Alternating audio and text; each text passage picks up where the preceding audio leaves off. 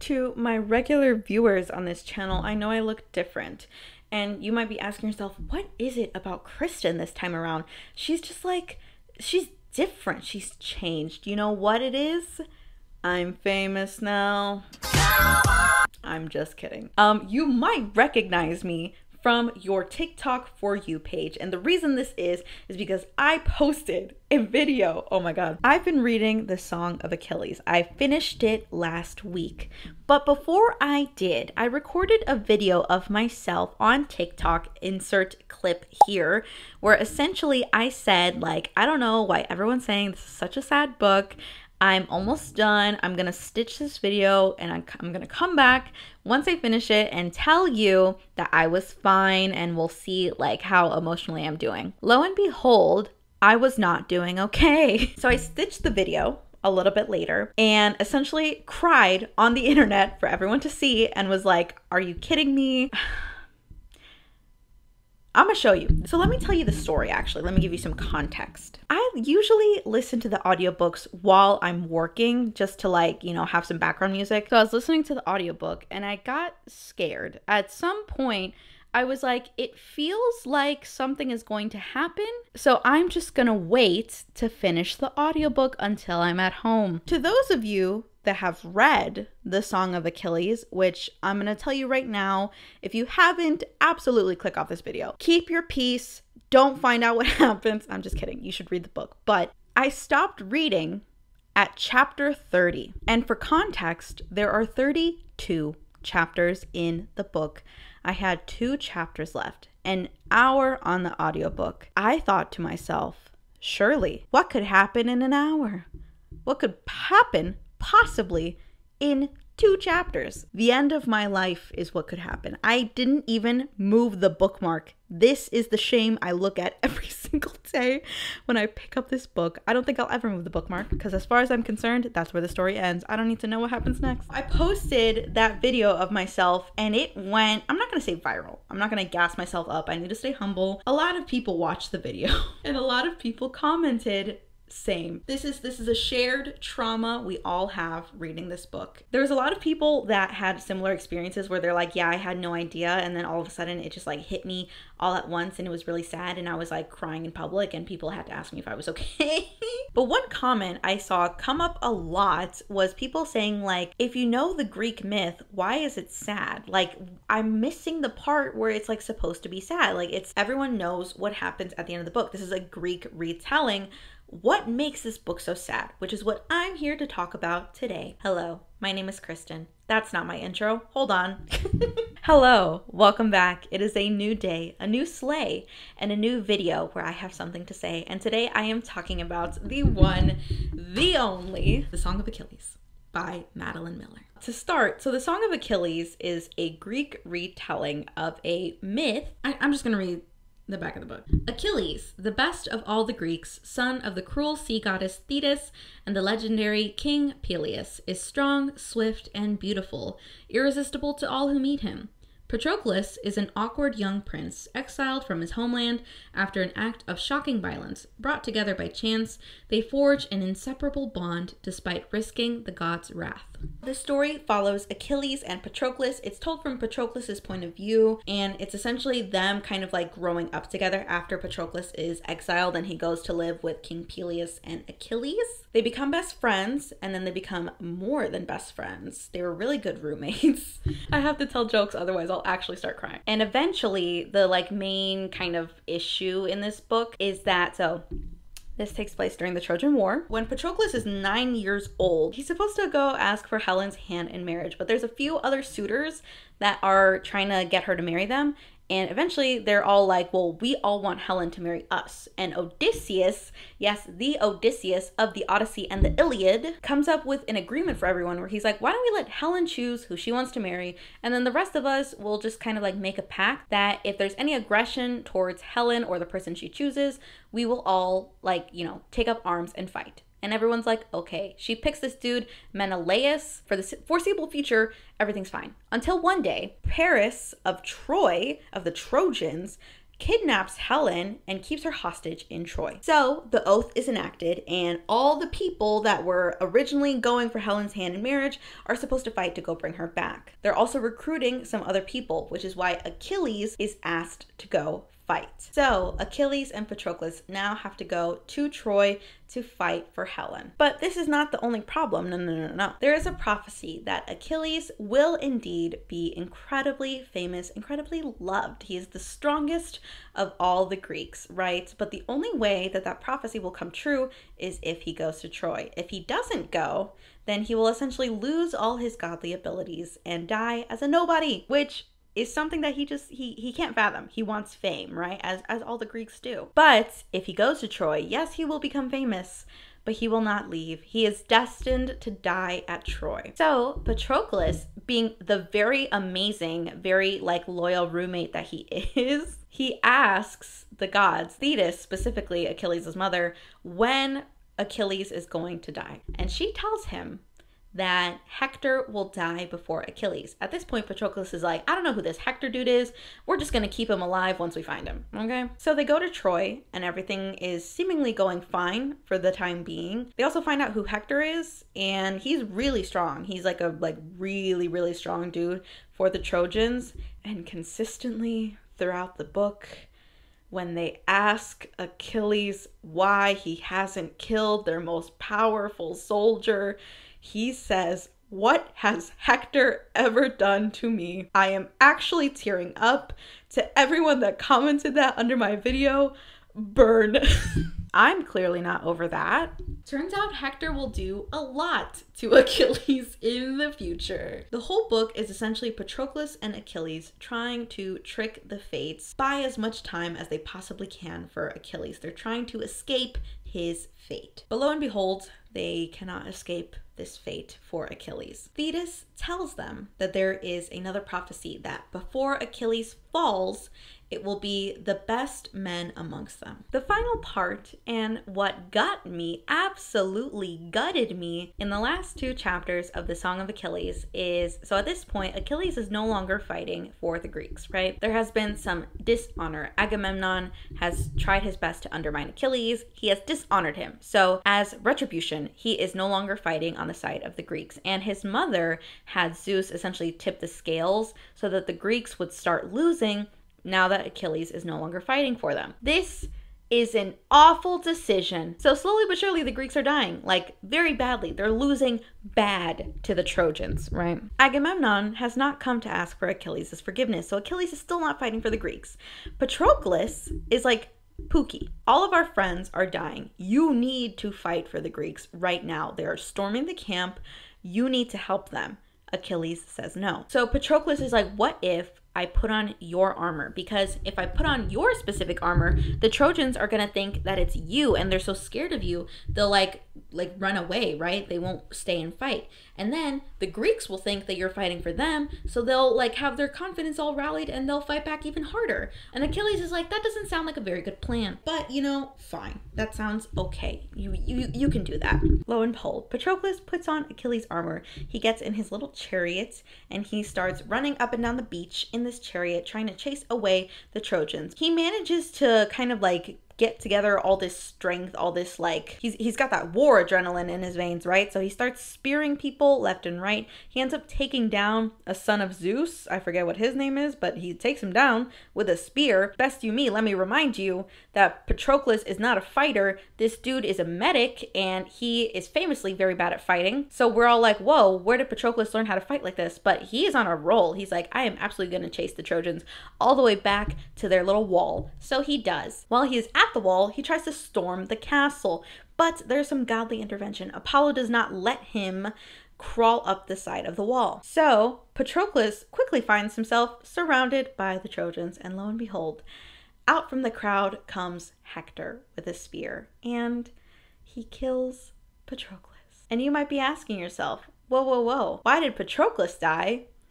That wasn't in the prophecy. Well, as you'll remember, Thetis said the best of men will fall before Achilles, and they all thought, oh, the best of men in terms of the strongest of them, right? No. Patroclus was the best of men. The night before this godforsaken event, Patroclus goes to visit Briseis, and Briseis was the reason that they're all in this mess. It's not really her fault. It's not her fault. Let me specify that right now. She was taken as a war prize for Achilles, and originally because people. So originally she was captured and Agamemnon was going to take her for the not good purposes of taking a woman as a hostage. But Achilles actually takes her instead because Patroclus is like, you need to save her. We need to save her. And he's like, okay, yeah, I'll do whatever you want, Pookie. They essentially rescue Briseis, and they rescue a few other women as well. But Patroclus had a very close connection with Briseis. So Agamemnon actually like captures her, but he doesn't harm her, quote unquote, but she's still being like kept prisoner, which is like essentially the reason that he disrespected Achilles, because he took his war prize. So Patroclus goes to visit her and check up on her, and he warns her that the Trojans are like at the wall and that there could be a lot of danger for her. He's like, we're gonna get through it, it's gonna be fine, we'll protect you, things are gonna be great. And she says that Patroclus is the best of men, the best of the Myrmidons. And it was at that point when I read that I was like, no, you can't possibly. Absolutely not. Surely you are not saying what I think you are saying right now, because if you are, I need to close the book. But alas, I continued it. So the prophecy is fulfilled. After Patroclus is murdered, Achilles, in a rage, decides to go after Hector, kills Hector, and then is himself killed. But so part of the reason that this story, is so sad is because it is a story of inevitability. Let me explain. If you'll remember, another really famous, kind of Greek retelling is the story of Orpheus and Eurydice, which is another story of inevitability. It's another tragedy. So for Orpheus and Eurydice, that story, as just like a brief, I'm sure you know what it is. If you watch Hadestown, I'm actually a thespian. That's a secret.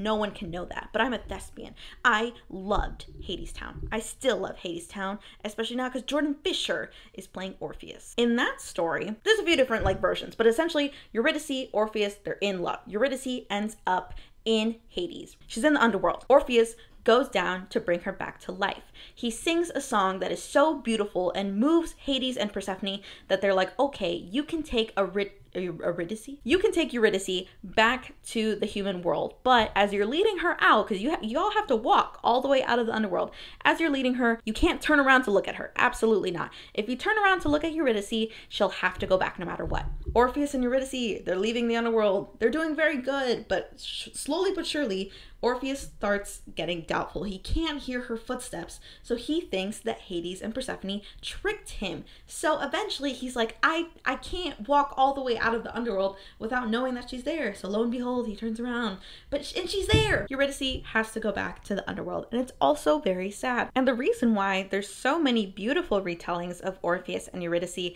and why they're all equally moving, as is a lot of other Greek retellings that have an ending that we all know is coming, but still kind of hope doesn't, is because of the way it is written. The Song of Achilles is written in a way that you almost wish, even though you know it's going to happen, you wish it won't. They tell you very early on what will happen to Achilles. You know he's going to die.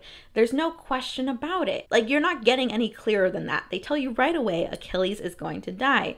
But it's not as pressing when you start the book, because at the beginning, they're still young. You focus a lot on Patroclus and Achilles' love story. You focus on their training, their just day-to-day lives. You're not really thinking about how Achilles is going to die. But slowly, as you continue with the book, it uncovers more. Oh, Achilles is going to die at Troy. He's going to die after this person dies. Oh, this person is going to die before he dies as well.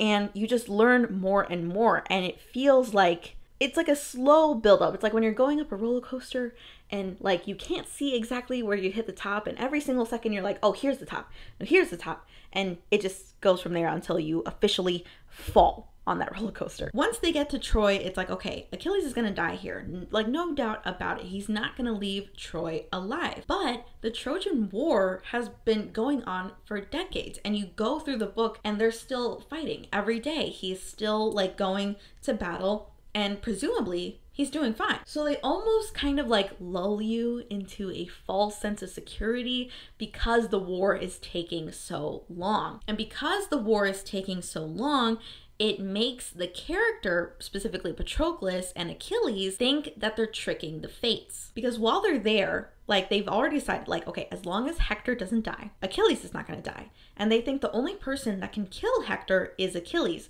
So they're essentially like, oh, as long as Achilles doesn't kill him, we're fine. We're essentially tricking the fates. We're buying back our time. And when the prophecy isn't fulfilled right away, you almost think that maybe it won't be. Like, for all intents and purposes, Patroclus and Achilles were living like very like full lives. By the time the book ends, they're in their late 20s. The story starts when Patroclus is 9. There is so much time that you spent with Patroclus and Achilles when they're kids, when they're at Troy, and then once it hits the end, you're like, it wasn't supposed to end. We had so much time.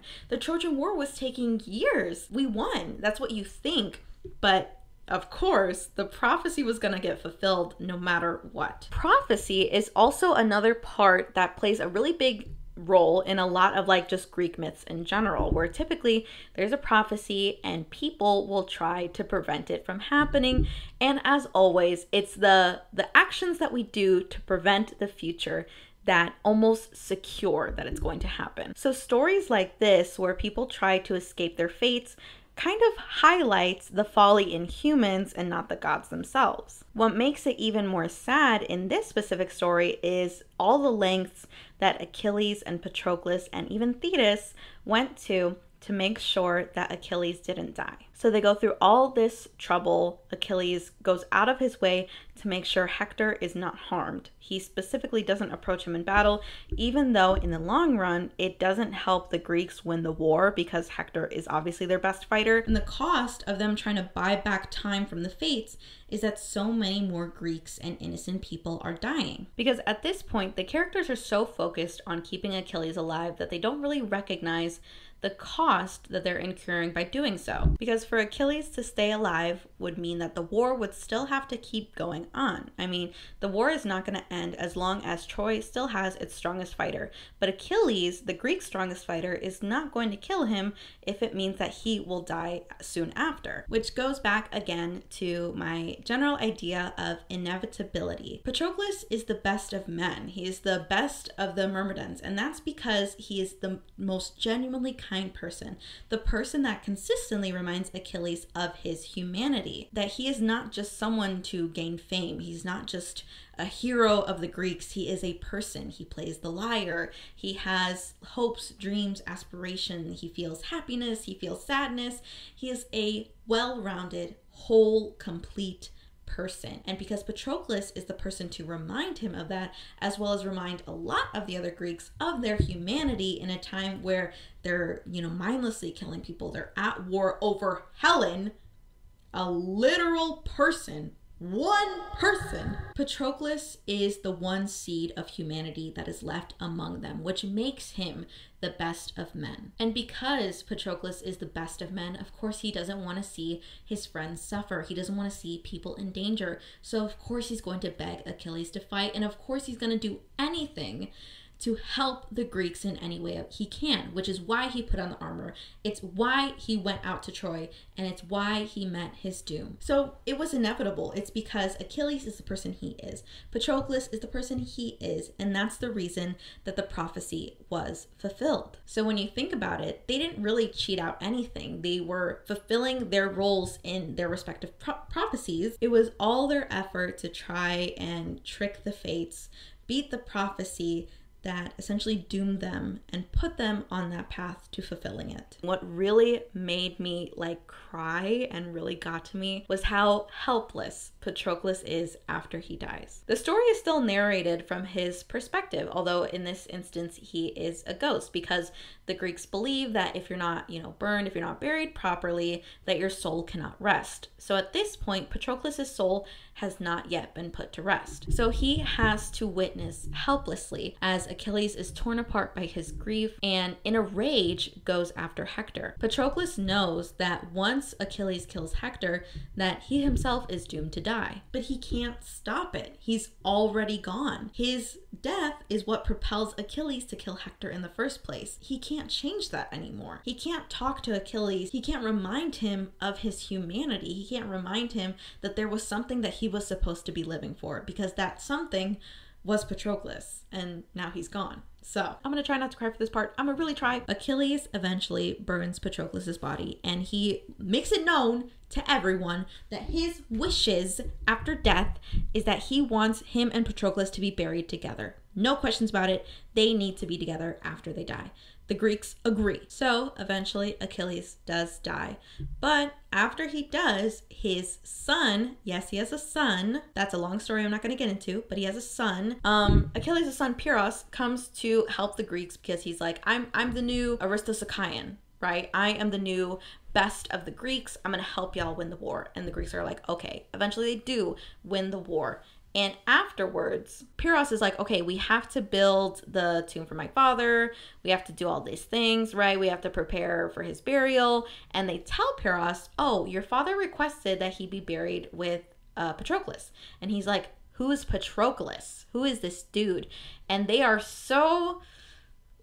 want to say what we all know to be true. They were like, oh, he was your father's companion. And Pyrrhus is like, why would I bury my father, the Aristosachaian, with a regular servant dude? Absolutely not. He's not getting buried with my father. So Patroclus has to stand by and witness as Achilles is buried properly, his headstone is marked, and he gets to pass on to the afterlife while Patroclus is trapped. Because they didn't bury him properly, his soul cannot move on. He tries with all his might to haunt anyone that will listen to try and convince Pyrrhus to write Patroclus' name on the tombstone. Lo and behold, they never do. The Greeks leave, and Patroclus is left alone in Troy. And I think what really impacted a lot of people, and what impacted me specifically, is the last 2 pages of the book. Achilles has been buried. He's passed on into the afterlife. Patroclus is alone.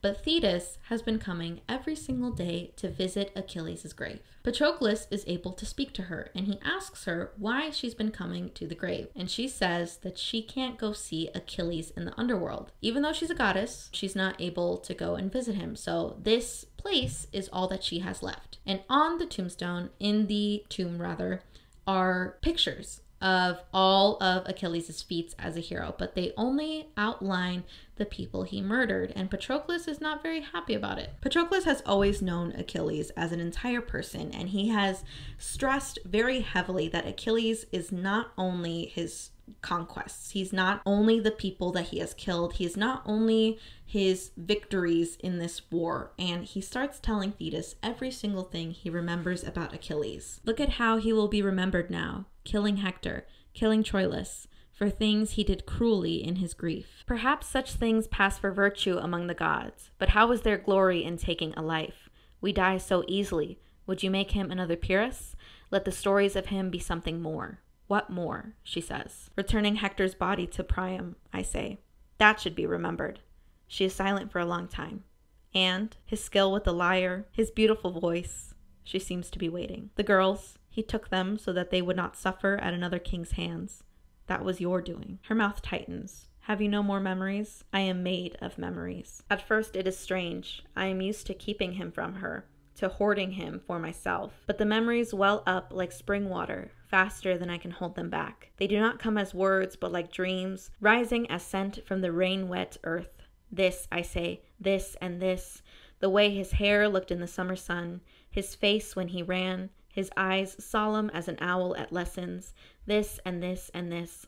So many moments of happiness crowding forward. Patroclus has Thetis remember Achilles as the person that he knew him to be, not just a hero, not just someone who is after fame, and not just for the moments that made him famous, the kills he has under his belt, but his desires, his dreams, and all the things that made him Achilles.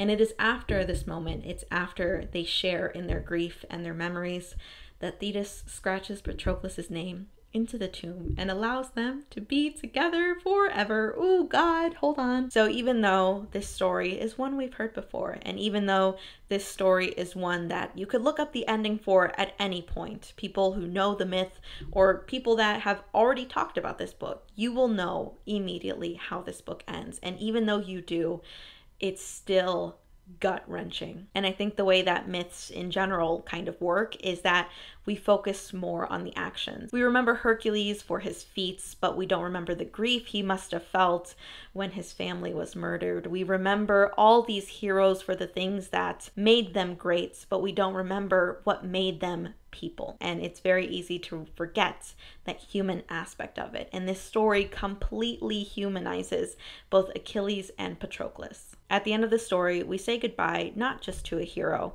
but to a person.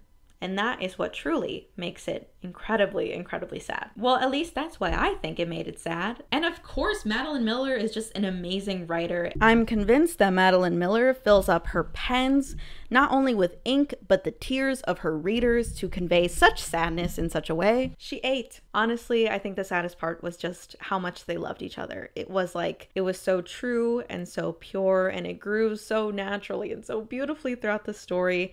And there was no doubt, at least not from Achilles or from Patroclus, about how much they truly loved each other. Although they'd faced adversities and they had to go to war together, they were always together. Achilles did not allow at any point for anyone to make Patroclus feel as if he wasn't important. He reminded him constantly, every single day, that Patroclus was meant to be by his side and they were meant to stay together. My favorite part of this book, and you know what I'm gonna say is like a true testament to their love and how beautiful it is okay, so I'm gonna read the part now actually. So they're talking about heroes and like fame and all that stuff, and Achilles says, "Name one hero who was happy." I considered. Heracles went mad and killed his family. Theseus lost his bride and father. Jason's children and new wife were murdered by his old. You can't. He was sitting up now, leaning forward. I can't. I know. They never let you be famous and happy. He lifted an eyebrow. I'll tell you a secret. Tell me. I loved it when he was like this. I'm going to be the first. He took my palm and held it to his. Swear it. Why me? Because you're the reason. Swear it. I swear it, I said, lost in the high color of his cheeks, the flame in his eyes. I swear it, he echoed. Ugh, it's not fair. There's many reasons why this is sad, and it's not a big deal if you don't cry once you read it. Some people didn't. This wasn't everyone's cup of tea, and that's okay. I personally am very in touch with my feelings. So if you didn't cry reading that book, that's fine. You know, that's okay. You're not heartless. You can feel sadness without like expressing certain like physical reactions that are typically associated with sadness. You can feel sad and not cry, and that's fine. It's just everyone's reaction is different. I cried. Some people threw up, but overall, yes. As a little palate cleanser and something that I thought would be fun, a lot of people in my comments were saying, oh, you should watch edits to the Song of Achilles, because a lot of people, I guess, made edits for the book and like fan art and stuff. So I was like, sure, why don't I do that? So I'm gonna look through some right now. Is that a good idea? Probably not. But first, some of my favorite comments under this video. What could happen in an hour? Famous last words. It's giving, what has Hector ever done to me? Both thanking the author and threatening them in the same breath is the sign of a true reader. Thank you. Someone says, I totally get it. I recommend watching Banana Fish to cheer up. You're awful. The second I saw where the bookmark was, I audibly said, oh no. Anyway, sorry. I was looking up edits. Name one hero who was happy. I can't. I know. They never let you be famous and happy. I'm going to be the first. Swear it. Why me? Because you're the reason. Swear it. I swear it. Name one. Whoever did that art, it was really good. Oh. The audiobook is really good. I really recommend listening to the audiobook. This dude's voice is really good. Thank you. Respectfully. How dare you?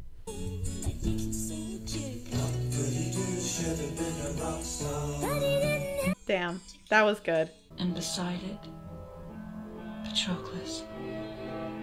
Go, she says. He waits for you. In the darkness, two shadows, reaching through the hopeless, heavy dusk. Everyone's so creative. Oh my god. Oh, slay. If you look up the Song of Achilles, my videos is one of the first to come up. Actually, I don't know if that is, but wow. Okay. I think that's enough. Actually. Thank you. Anyway, so that's it. Actually, I can't be crying anymore. I've already cried on the internet, which I thought I was not gonna do. Alas, I did. I be crying. Final thoughts. I didn't explain anything that happened in the book. Again, you can just read it to find out. Please read it. It's really, really, really good. Give it a 50 out of 50. It is really good. I want to read it again. I do. I really do.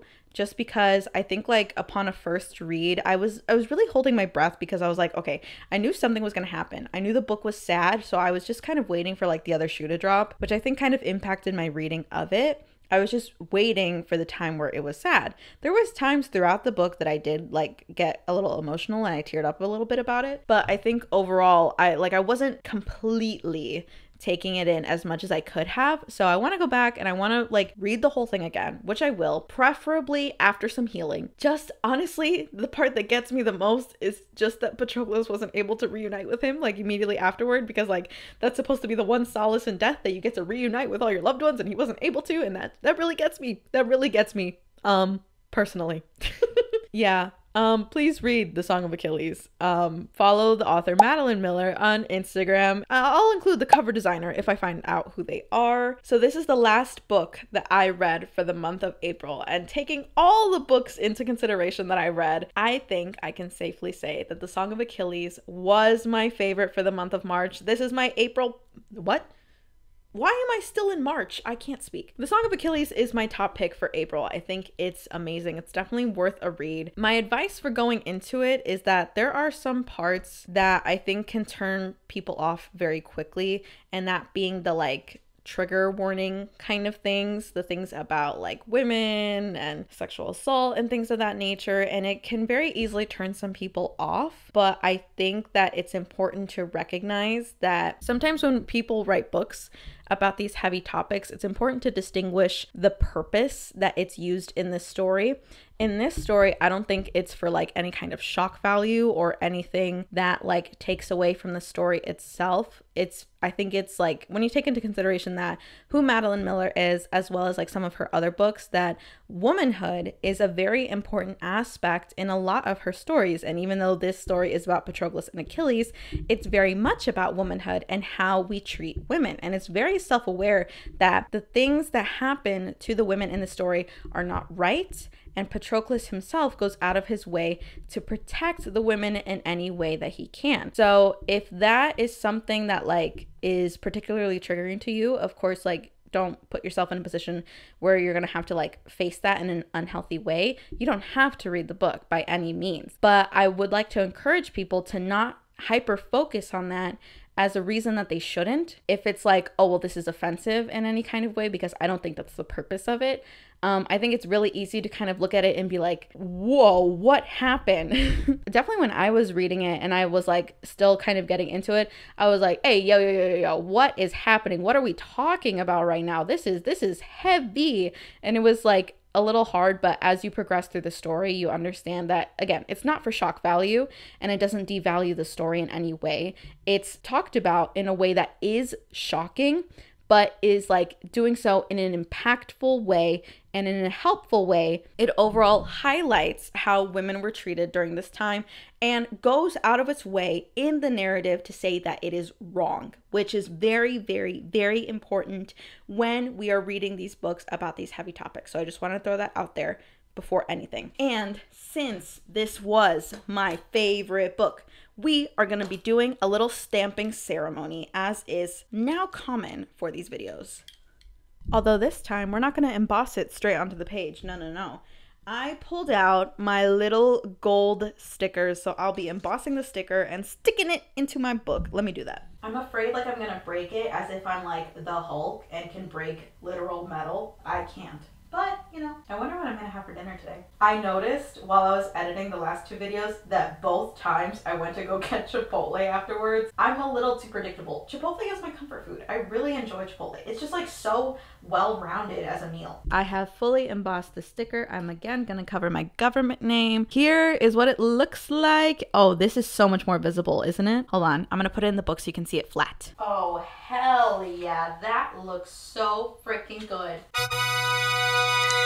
That looks so much better. I should be getting these stickers all the time. Anyway, thank you so much again, everyone, for watching this video, and for if you liked my video from my TikTok, thank you so much. I was not expecting that. Who knew crying on the internet would get a reaction from people? Be sure to follow the author on Instagram, all their social medias. She's coming out supposedly. So she has this new book, Circe, that's already come out, but she's supposedly working on a Persephone and Hades retelling. That is absolutely going to destroy us. I know it will. I know it will. I don't even have to pick up the book. I'ma smell it and feel the despair. Thank you so much again to everyone who's been supporting the channel. I'm not going to give a big spoiler because I wanted to do a really big celebration about it, but the last time I checked, we got a recent influx in viewers. Not to give major spoilers, I just checked right now. We have 66 subscribers. I woke up this morning a normal person, and lo and behold, I'm still a normal person, but I'm a normal person with 66 subscribers. Thank you to everyone that's been supporting the channel so far. I hope you enjoyed it. If you have any suggestions for content or other books that you want me to read and review, please let me know. I know I have like a list, right? But there are, of course, like exceptions I can make. I can, of course, check out my local library to see any books that you guys want to hear me talk about. I like talking about books. I like running my mouth. I'm a certified yapper. I love coming on here and just talking my shit. Please leave a comment. Tell me what you think. Do you think the Song of Achilles was sad? Because I think it was sad. If you didn't cry, if you did, let me know what you think. Don't hold back, truly. Anyway, yeah, I think that's it. I filled up my fish tank and I didn't even drink any of the water. Out of context, that doesn't sound good. This is the fish tank. Yeah, that's it. I have to go tell my mom. Oh my God.